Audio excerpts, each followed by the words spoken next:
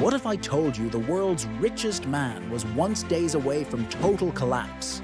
Not just financial ruin, but personal and professional failure all at once. Elon Musk had no money left. His startups were bleeding cash, and the world had already decided he was finished. This is the story they never highlight on magazine covers. Not the billionaire glow-up, but the survival, the chaos, the sacrifice. This is the story of how Elon Musk risked everything and didn't just survive. He won. Let's rewind the clock. In 2002, Musk walked away from PayPal with $180 million. He could have retired in his 30s, never lifted a finger again. But he wasn't interested in luxury. He wanted impact.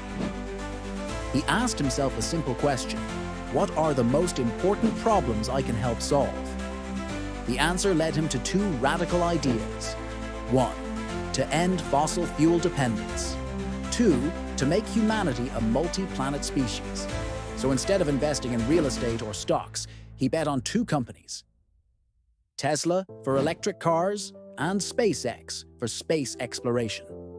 Both were long shots, both were mocked. And Elon? He invested more than money. He invested his identity. In 2004, Elon joined Tesla as chairman and investor.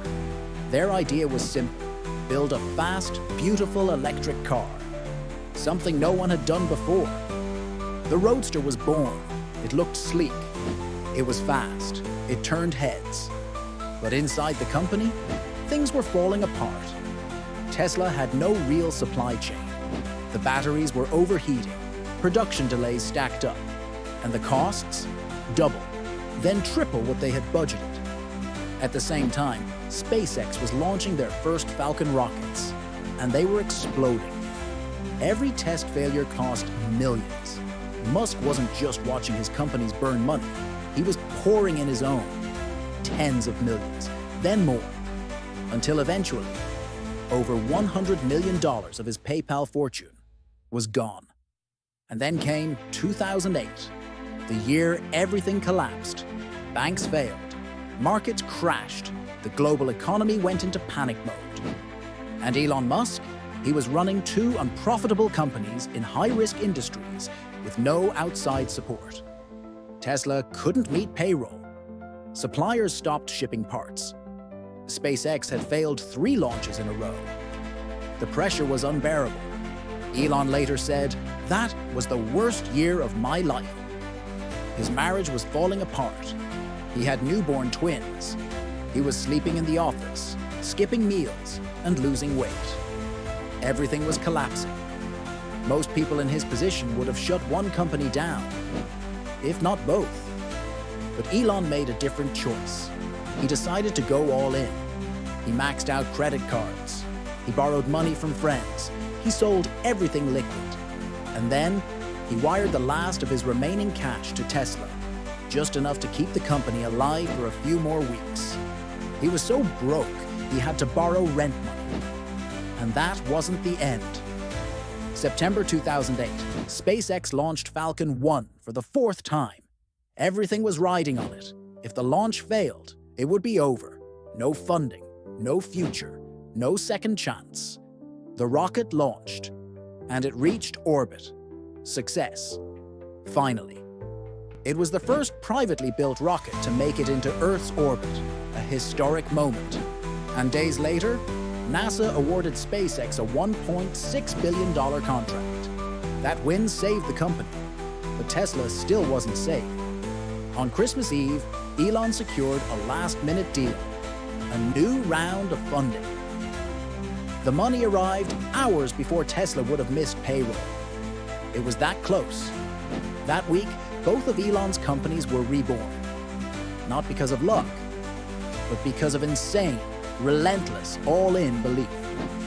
From there, the climb began. In 2010, Tesla went public. It was the first American car company to IPO since Ford.